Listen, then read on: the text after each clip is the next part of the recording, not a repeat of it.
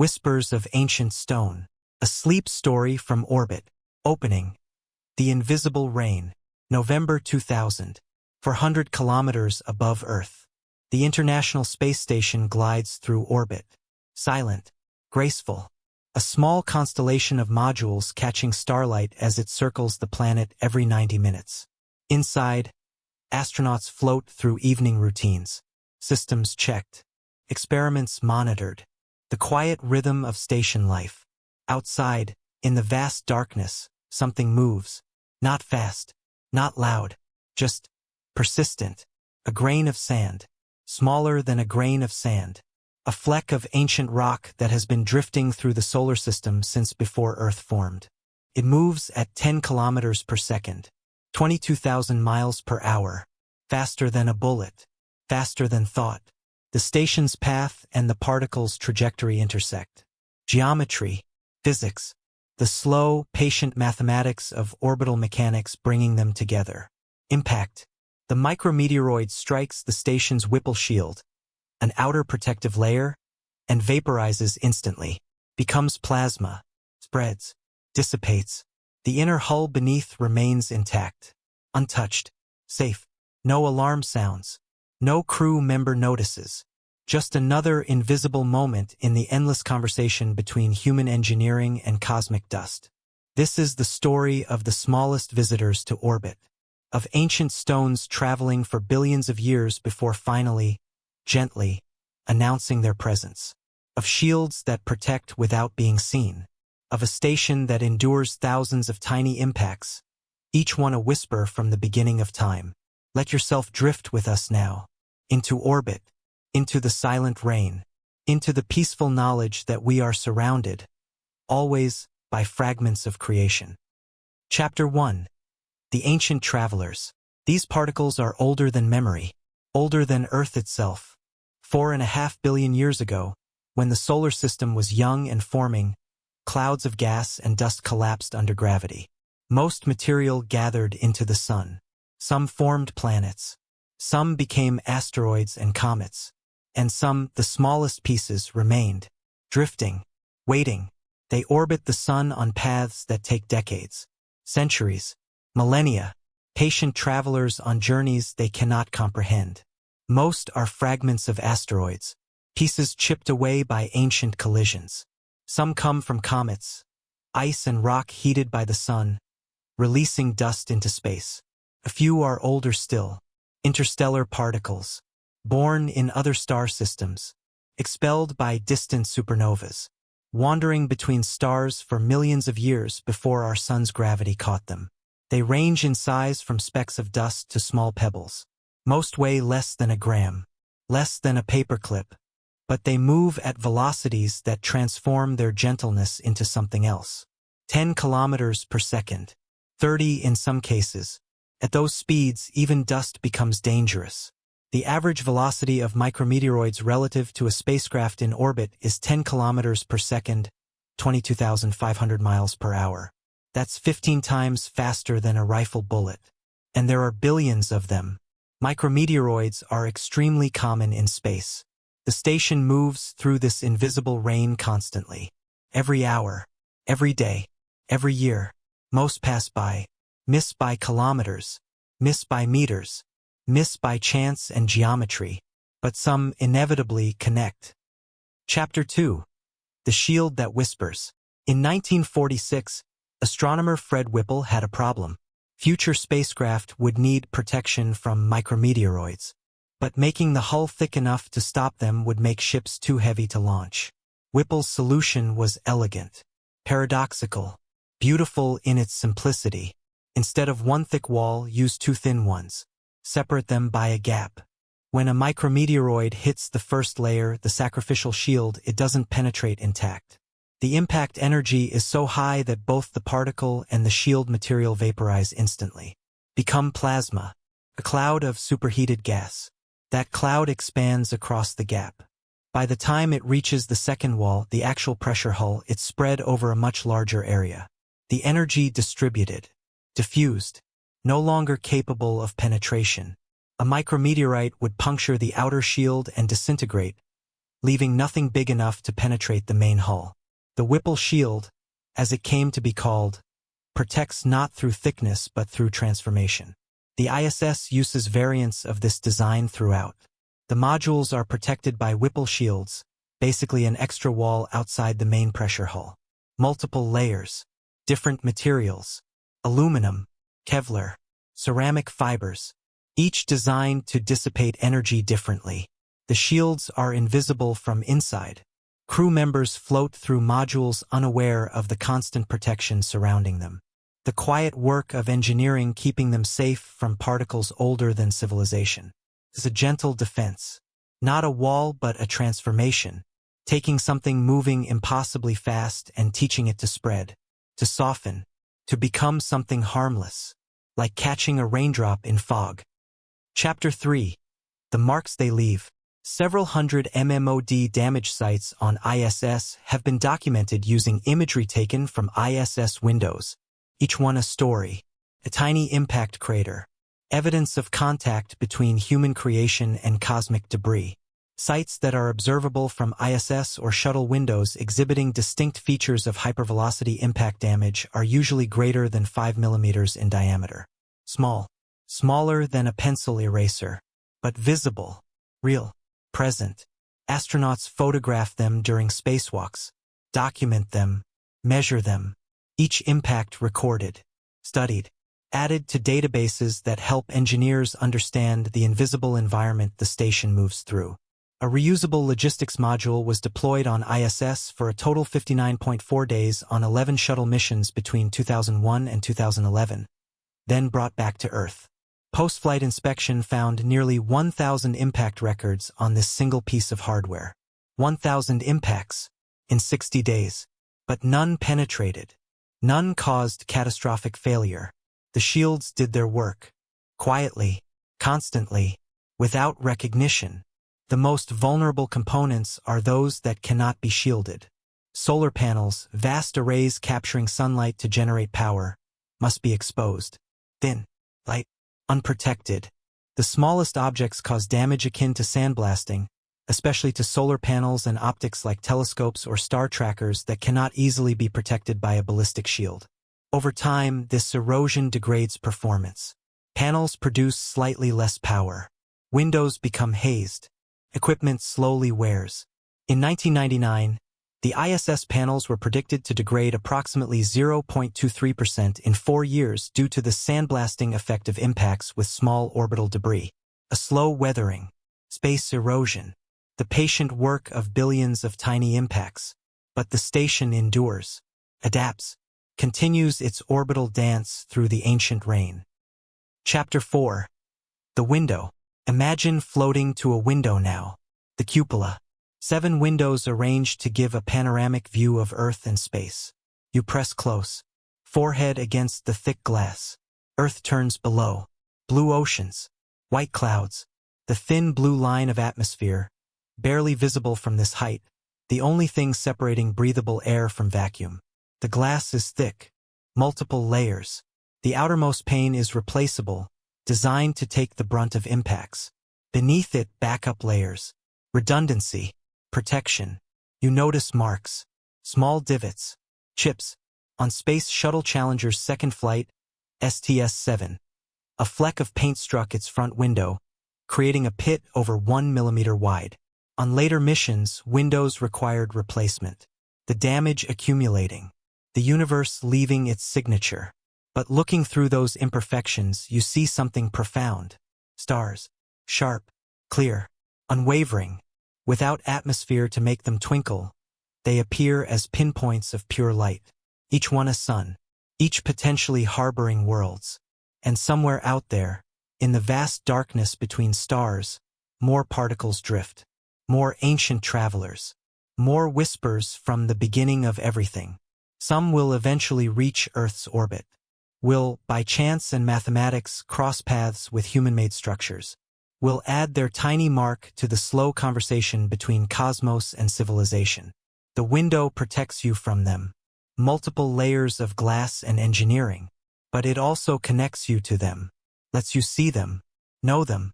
Recognize that you're floating through an ocean of ancient stone. And somehow that feels peaceful. Knowing you're surrounded, knowing you're protected, knowing that the universe touches you constantly, gently, without harm. Chapter 5. The Sound of Silence. Micrometeoroids make no sound. In vacuum, there's no air to carry vibrations. No medium for pressure waves. Just silence. When they strike the outer shield, vaporizing instantly, transforming into plasma, spreading across the gap. All of this happens in absolute quiet. The crew inside hears nothing, feels nothing, continues working, eating, sleeping, floating through their day. Only later, perhaps during a spacewalk, perhaps through window observations, perhaps never, will anyone notice the tiny crater left behind. This makes the threat both more and less frightening.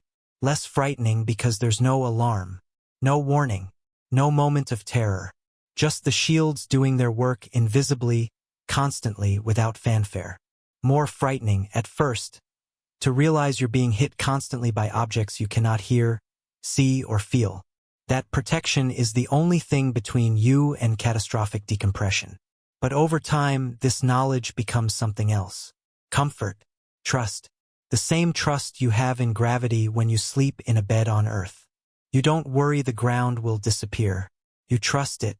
In orbit, you trust the shields, the engineering, the math, the countless tests and refinements that transformed Whipple's 1946 idea into something that works. Reliably, constantly, quietly, and you sleep, deeply, peacefully, in your sleeping bag, anchored to the wall, while outside, in the darkness, the ancient rain continues falling. Chapter 6. The Lunar Memory. Every Apollo lunar sample, every rock brought back from the moon, bears marks. Most lunar samples returned during the Apollo program have micrometeorite impact marks, typically called zap pits, on their upper surfaces. Small craters, microscopic, evidence that the moon, with no atmosphere to burn up incoming particles, is constantly bombarded. The astronauts who walked there didn't notice. The impacts happen too rarely for human timescales. But over millions of years, every exposed surface is marked, weathered, changed. This is the patient work of micrometeoroids. Not dramatic, not catastrophic, just persistent, endless, transforming surfaces one tiny impact at a time. Earth is protected by atmosphere. Particles smaller than gravel burn up before reaching the ground. We see them as meteors, shooting stars, brief streaks of light. But in orbit, above the atmosphere, the station moves through the same environment as the moon. The same invisible rain. The difference, the shields, the engineering, the human ingenuity that recognized the threat and created protection. The station bears its own zap pits, thousands of them, but they're contained, controlled, prevented from becoming catastrophic. And the crew, floating inside, working, living, dreaming, carries forward the legacy of every engineer who understood that space requires not just courage, but careful, patient design. Chapter 7. The Mathematics of Protection. Engineers measure risk in probabilities. An avoidance maneuver is typically performed for the ISS if there is a greater than 1 in 10,000 chance of a debris strike from larger trackable objects. But micrometeoroids are too small to track, too numerous, too unpredictable. Instead, engineers rely on statistics, models, understanding gained from decades of observation. They know the flux, how many particles pass through a given volume of space per year. They know size distribution. They know velocity ranges. They know composition. From this knowledge, they calculate risk, design shields, test materials, refine protection. Hypervelocity impact testing is difficult and expensive, but essential. Engineers fire tiny projectiles at shield samples using specialized guns. Light gas guns, shaped charges, linear accelerators. They study the results.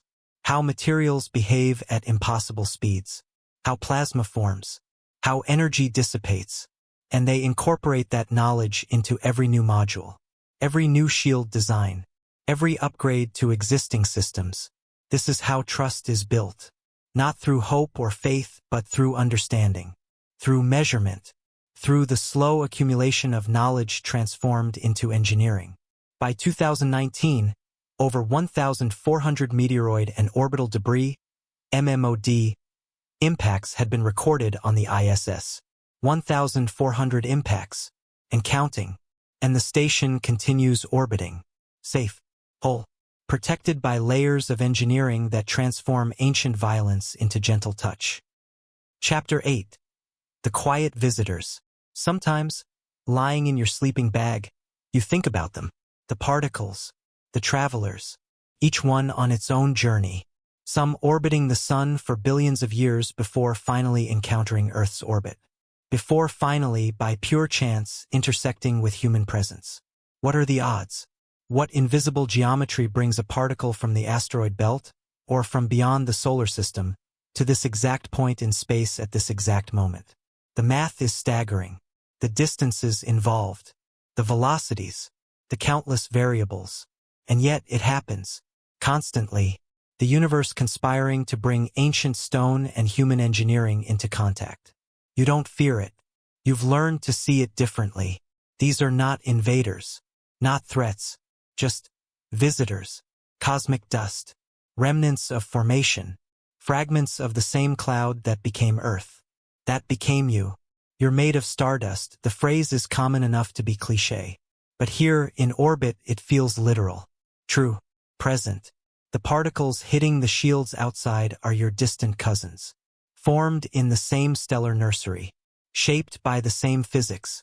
They're coming home, in a way, finding the station, finding you, announcing their presence with tiny impacts that the shields transform into gentle taps. Hello, they seem to say. We've traveled so far. We've been waiting so long. And here, finally, we touch. And you, floating in darkness, protected by layers of human ingenuity, whisper back, welcome, rest now. Your journey is complete. Chapter 9. The Eternal Patrol. The station never sleeps, cannot sleep. Systems monitor constantly. Computers process data. Sensors detect, measure, record. Attitude control maintains orientation. Solar panels track the sun. Radiators shed excess heat. Life support cycles air, scrubs carbon dioxide, generates oxygen, and the shields passive patient wait. They require no power, no maintenance, no attention. They simply exist. Layers of material positioned between crew and cosmos, doing their work through physics alone. This is perhaps the most beautiful aspect of the design. This passivity, this patience. The shields don't fight micrometeoroids, don't deflect them, don't turn them away. They accept them, transform them, turn kinetic energy into heat and plasma, turn penetration into distribution, turn threat into safety. It's a gentle kind of protection, not a wall but a conversation, not resistance but transformation. And it works, has worked for decades, will work for decades more. As long as the station orbits, the shields will protect. Silently, constantly, without recognition or praise. Just layers of metal and fabric and ceramic.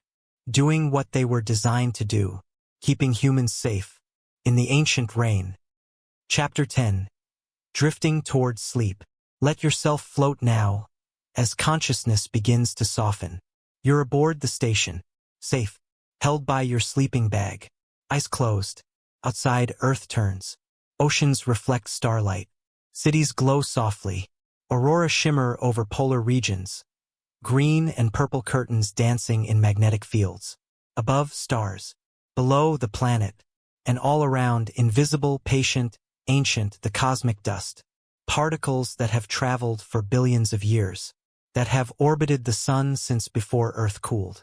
That carry within them the memory of stellar birth and planetary formation. They touch the station constantly. Tiny taps, gentle impacts, each one absorbed by shields, each one transformed from threat into whisper. And inside you float, breathing slowly, heart rate settling, muscles relaxing in weightlessness, the hum of ventilation, the quiet hiss of air circulation.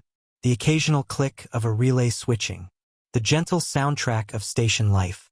You think about the shields, about the engineers who designed them, about Whipple's elegant solution, about the countless tests and refinements, about human ingenuity protecting human life. And you feel grateful, not dramatically, just quietly, the way you might feel grateful for gravity when you rest in a comfortable bed. The station is your home, for now, for this mission, and it's safe, protected, enduring.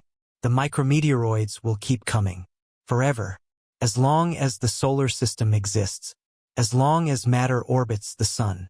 But the shields will keep working, transforming, protecting, and you, small, fragile, temporary, you drift into sleep, surrounded by ancient stone, protected by human wisdom, floating in the darkness, held by everything. Epilogue. The conversation continues. Somewhere above Earth tonight, the International Space Station orbits. Inside, crew members sleep, dream, breathe air that's been recycled thousands of times, float in darkness while Earth turns beneath them. Outside, the ancient rain continues. Particles strike the shields, vaporize, spread, dissipate, leave tiny marks that will be photographed, documented, studied. Each impact a data point, each crater a lesson, each particle a message from the beginning of everything. The station has been hit thousands of times, will be hit thousands more, perhaps tens of thousands before it's decommissioned, before it's guided into Earth's atmosphere to burn up over empty ocean. But for now, tonight it endures, a small bubble of life, moving at 17,000 miles per hour, through an environment that could kill in seconds, but doesn't, because humans noticed the rain, studied it, understood it, and built shields. Not perfect shields. Nothing is perfect, but shields that work, that transform violence into touch, that turn the hostile universe into something navigable, survivable, almost gentle. This is the quiet triumph of engineering, not the dramatic moments, not the rescues or the crises, but the everyday work of systems that protect without being noticed, that function without praise, that keep humans alive in places humans were never meant to be. The micrometeoroids don't know this. They're just particles, following physics, traveling trajectories determined billions of years ago. But we know, we who built the station, we who orbit within it, we who sleep peacefully while ancient stone whispers against our walls. We know that protection is possible, that understanding transforms threat, that engineering, patient, careful, constantly refined, can create safety in the most unlikely places. So rest now, close your eyes, let yourself drift. The shields are working, the station is safe, the ancient rain falls gently, and you, precious, temporary, infinitely valuable, you float in darkness, held by engineering, surrounded by cosmos, protected by the accumulated wisdom of everyone who came before. Sleep peacefully. The universe touches you constantly, but gently, always gently, transformed by human wisdom into something no longer dangerous. Just whispers, from the beginning, from billions of years ago, from the stellar nursery where everything began, saying hello, saying welcome, saying rest. You are home, you are safe, you are held. The end. Sleep well, traveler. The ancient stones watch over you.